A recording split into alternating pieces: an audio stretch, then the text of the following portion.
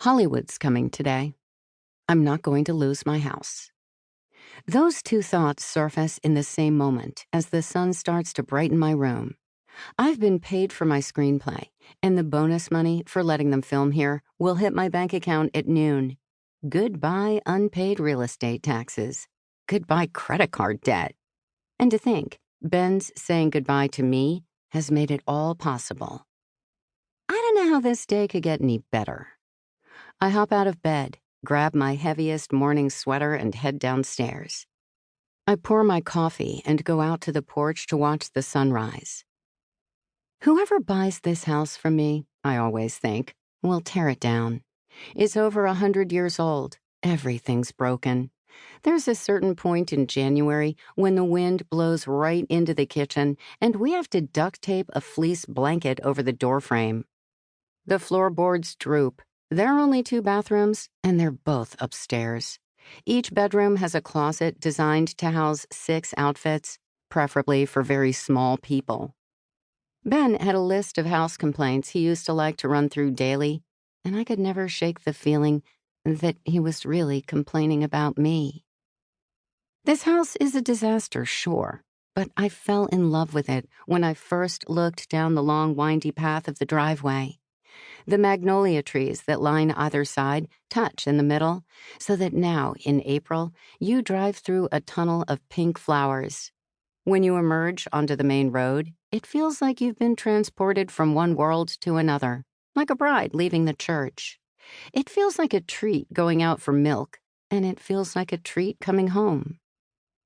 The house was built by a British doctor named George Faircloth, who lived in Manhattan and came upstate to Laurel Ridge in the summer, which explains the complete lack of winterization.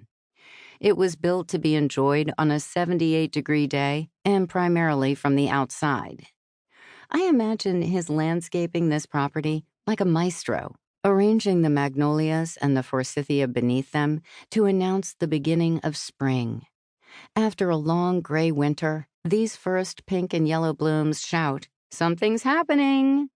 By May, they'll have gone green with the rest of the yard, a quiet before the peonies and hydrangea bloom. I knew I'd do anything to live here when I saw the tea house in the back. It's a one-room structure the doctor had commissioned to honor the ritual of formal tea. Where the main house is flimsy white clapboard with peeling black shutters, the tea house is made of gray stone with a slate roof. It has a small working fireplace and oak-paneled walls. It's as if Dr. Faircloth reached over the pond and plucked it out of the English countryside. I distinctly remember hearing Ben use the word shed when we walked into it, and I ignored him, the way you do when you're trying to stay married. The first morning we woke up here, I got up at first light because we didn't have any curtains yet. I took my coffee to the front porch, and the sunrise was the surprise of my life. I'd never seen the house at 6 a.m. I didn't even know we were facing east.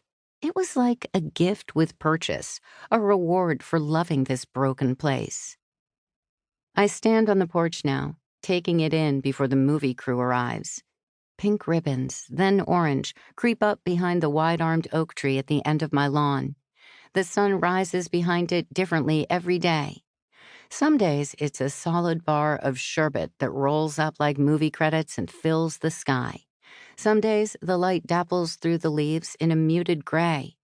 The oak won't have leaves for a few weeks, just tiny yellow and white blooms pollinating one another and promising a lawn full of acorns. My lawn is its best self in April, particularly in the morning when it's dew-kissed and catching the light.